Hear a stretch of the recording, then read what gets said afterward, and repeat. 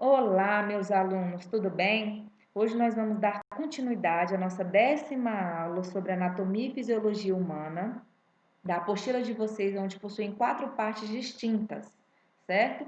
Meu nome é Tiziana de Souza e eu estarei com vocês nesses próximos encontros. Bom, a aula 10 vai falar sobre o sistema muscular, da página 78 à página 86 da apostila de vocês, certo? Bom, conceito. O sistema muscular é um sistema formado pelo conjunto de músculos do nosso corpo. Ele corresponde a cerca de 50% do nosso peso total, tá? E a contração dessas estruturas é responsável pelas diversas funções que nós temos, dentre as quais podemos destacar a movimentação. Lembramos que o músculo faz o preenchimento e a proteção de nossos órgãos e ossos, tá? Então, lembrem-se, o sistema muscular nada mais é do que a vestimenta do nosso corpo. Funções dos músculos. O nosso corpo é uma máquina complexa que apresenta diversos sistemas integrados trabalhando junto para garantir a nossa sobrevivência. Dentro desses sistemas, destaca-se o muscular, que está relacionado com funções importantes do corpo. Confira agora algumas de suas principais funções. Garantem a movimentação do corpo, promovem também a estabilização das posições corporais, como o ato de sentar, de levantar os membros, abaixar os membros, tá? Fazer atividades físicas, certo? São responsáveis pela movimentação do sangue pelo organismo, os alimentos pelo sistema digestório, da urina e pelo sistema urinário. Lembrando que quando nós falamos da responsabilidade de movimentação do sangue, nós lembramos do processo de quê? De vascularização em todo o tecido pela corrente sanguínea. Garantem a realização dos movimentos respiratórios através dos movimentos de inspiração e respiração, ok? Tipos de músculos. O corpo humano é formado por 3 tipos musculares. O estriado esquelético, responsável, entendeu? Por estar revestindo os nossos ossos. O estriado cardíaco, que vai ser o músculo do coração. Vocês lembram que eu falei do miocárdio? Tá? É esse o músculo, tá? Estriado cardíaco. E o não estriado, também conhecido como músculo liso, que vai fazer a formação de órgãos e vísceras. Vamos lá. Os músculos estriados esqueléticos são normalmente associados ao sistema esquelético e possuem apenas movimentação voluntária. Quer dizer que você conscientemente faz com que esse músculo se movimente. O termo estriado está associado ao fato que esse músculo apresenta bandas claras e escuras, que se dispõem de maneira alternada quando observados em microscopia óptica. No nosso caso, a gente pode observar como é essa formação de músculos através de um pequeno pedaço de carne. Quando você vai comprar uma carne no supermercado, aquilo é músculo, tá? A carne. Eu não estou falando de miúdos, como o fígado, entendeu? Eu não estou falando de outras partes que muita gente acaba comendo. Retire o coração nesse exato momento. O coração é o músculo estriado cardíaco, tá bom? Então vamos lá. O músculo estriado cardíaco, como o próprio nome me indica, são exclusivos do coração. Eles possuem aparência estriada, como o esquelético, mas apresentam contrações involuntárias vigorosas. Tá? Nós não conseguimos ter comando ao músculo do coração. Ele se movimenta sozinho. Quem comanda o coração é o nosso cérebro, de uma forma involuntária. Tá? A gente costuma falar que o músculo do coração é um músculo involuntário e com ritmicidade. Tá? Ele mantém o ritmo dele, a não ser que nós tenhamos alterações hormonais. Mas isso são observações. Vamos lá. Os músculos não estriados, por sua vez, apresentam contração involuntária e lenta e são encontrados no nosso sistema digestório e respiratório, bem como em algumas estruturas ocas, como a bexiga, urinária e o intestino delgado. Uma de suas características mais marcantes é a ausência de estriações, que é observado nos outros tipos musculares, certo? Então vamos observar mais à frente. Aqui vocês vão ver como é que esses feixes de músculos são organizados. O muscular estriado esquelético, ele é, entendeu? Totalmente totalmente interligada de forma retilínea, tá? Formando esse feixe perfeito, que é a primeira imagem. A segunda imagem é o tecido muscular estriado cardíaco, que é uma associação entre o músculo liso e o músculo estriado, tá? Que a gente vai ver agora no liso, que faz parte, esse músculo estriado cardíaco, o músculo miocárdio do coração. E temos o tecido muscular não estriado, que nós também lembramos agora que é o músculo liso, que é o do intestino delgado, que faz parte de alguns, né, órgãos do sistema respiratório e do sistema digestório. Aqui vocês vão ver as características dos tecidos musculares. A característica, tecido muscular estriado esquelético, o estriado cardíaco e o muscular não estriado, ok? Vocês vão ver em questão de células, de contração e de localização, certo, gente? Lembramos que o esquelético, ossos e é voluntário, o cardíaco é involuntário e está no coração, e o liso, que é o não estriado, é involuntário também, nós não temos comando sobre ele, e está localizado no sistema digestório, como bexiga, artérias também, e outros órgãos internos. Contração dos músculos esqueléticos. O corpo humano possui mais de 600 músculos esqueléticos que apresentam contração voluntária. Quer dizer que nós comandamos essa movimentação. Esses músculos são formados por células alongadas e multinucleadas, as quais são chamadas também de fibras musculares.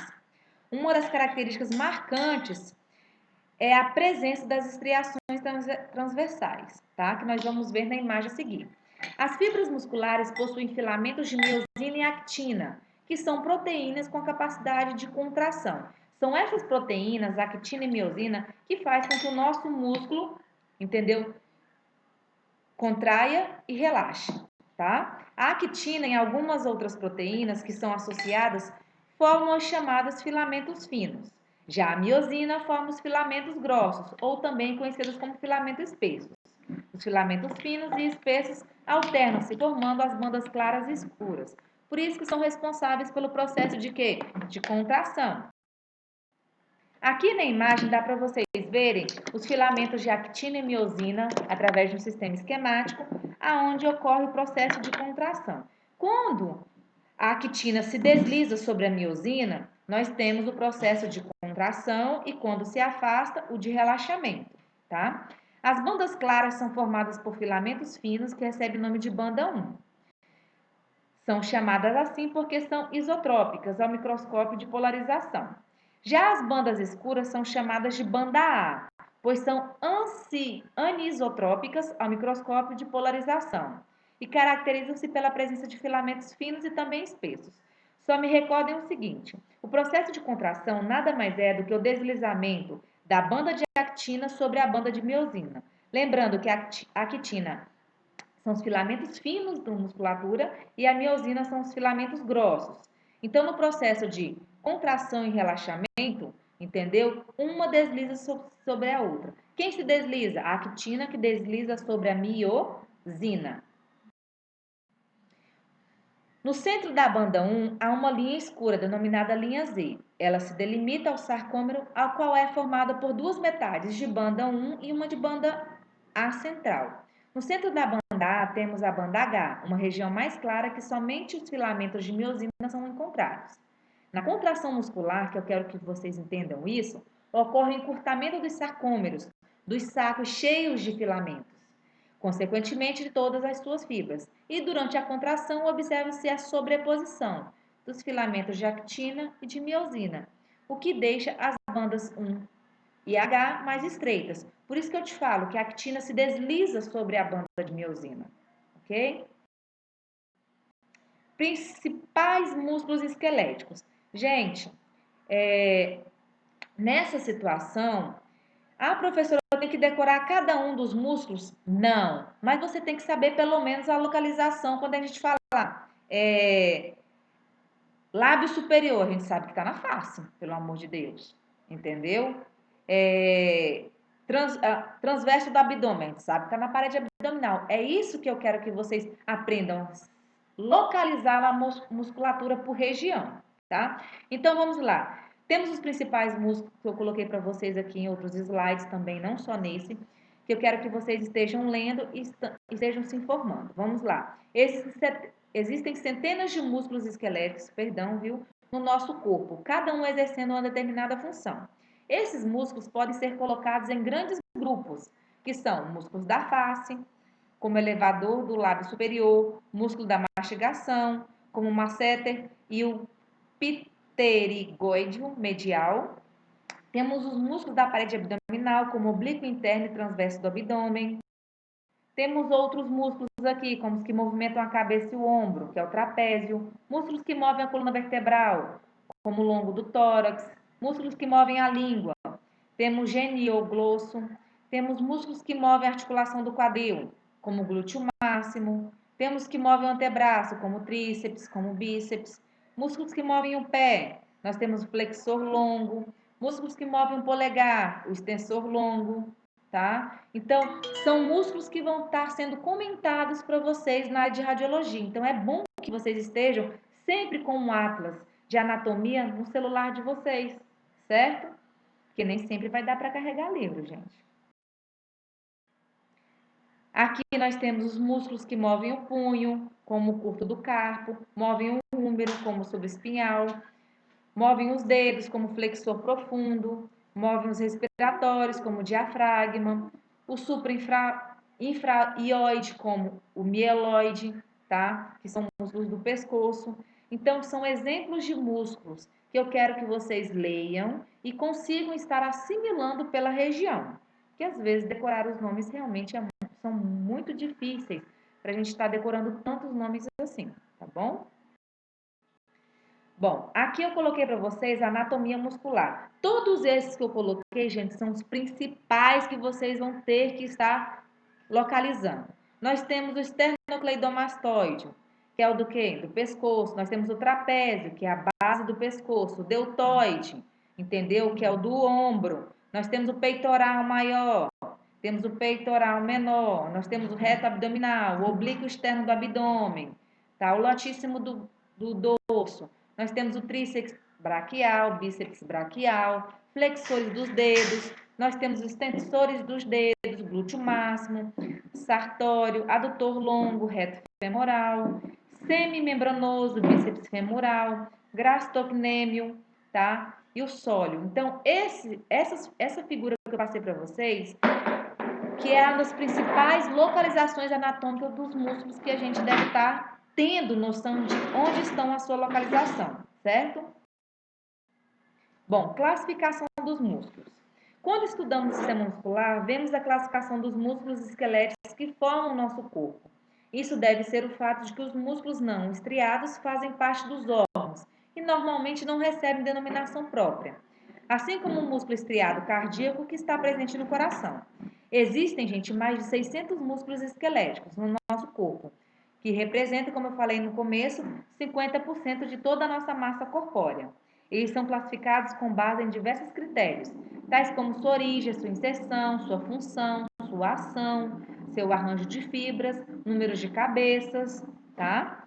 Quando nós falamos, por exemplo, bíceps, 2 cabeças, bi, de 2, tríceps, 3 cabeças, tá? Para vocês terem noção. Quadríceps, 4 cabeças. Então, são relacionados a essas questões, tá bom?